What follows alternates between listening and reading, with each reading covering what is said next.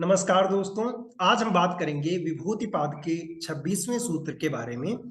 और इस सूत्र में यह बताया गया है कि जब हम सूर्य में संयम करते हैं तब हमें किस तरह की विभूति प्राप्त होती है। तो देखते हैं विभूतिपाद का 26वां सूत्र। विभूतिपाद का 26वां सूत्र है भुवन ज्ञानम सूर्य संयमात्। शब्दों का अर्थ समझते हैं, फिर सूत्र को एक साथ समझेंगे। सबसे पहला शब्द है यहाँ पर भुवन। भुवन का क्या अर्थ होता है कि जो अलग अलग लोक बताए गए हैं, जो अलग अलग भुवन बताए गए हैं, उनको हम कहते हैं कि भुवन, यानी कि लोक लोकांतर जिसको कह सकते हैं, अलग अलग लोक जिसको कह सकते हैं, उसको इन्होंने यहाँ पर भुवन कहा है। दूसरा शब्द है यहाँ पर ज्ञानम। ज्ञानम का अर्थ होता है कि ज्ञान हो जाता है या पता चल जाता है।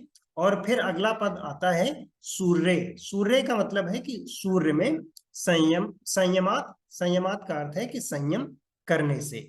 तो पूरे सूत्र का अर्थ होगा कि भुवन ज्ञानम, अलग अलग भुवनों का ज्ञान हो जाता है, अलग अलग लोकों का ज्ञान हो जाता है सूर्य में संयम करने से। तो यहाँ पर महर्षि पतंजलि क्या कहते हैं कि जब हम सूर्य में संयम करते हैं तब हमें यह पता चल जाता है कि कौन से लोक में क्या है, कौन सा लोक कहाँ है। उन सभी लोकों के बारे में हमें जानकारी मिल जाती है। प्राचीन ग्रंथों के अनुसार 14 लोक बताए गए हैं और इनमें से पृथ्वी को मिलाकर 7 को ऊपर रखा गया है और फिर इस पृथ्वी के नीचे उन्होंने 7 लोक बताए हैं। टोटल 14 लोक बताए हैं। जो पृथ्वी को इंक्लूड करके 7 लोक ऊपर के बताए गए हैं उनमें आता है कि भूलोक, अंतरिक्ष लोक, महेंद्र लोक, प्रजापत्य लोक या महर लोक, और फिर आता है जनलोक, सत्यलोक और तपोलोक। जो इसमें के आखिरी के 3 हैं, जनलोक, सत्यलोक और तपोलोक, इन्हीं को ब्रह्मलोक भी कहा गया है। और जो इस पृथ्वी के नीचे के लोक बताए गए हैं उनमें आता है अतल, वितल, सुतल, रसातल, तलातल, महातल और पाताल। तो ये जो लोक हैं ये पृथ्वी के नीचे लोक बताए गए हैं।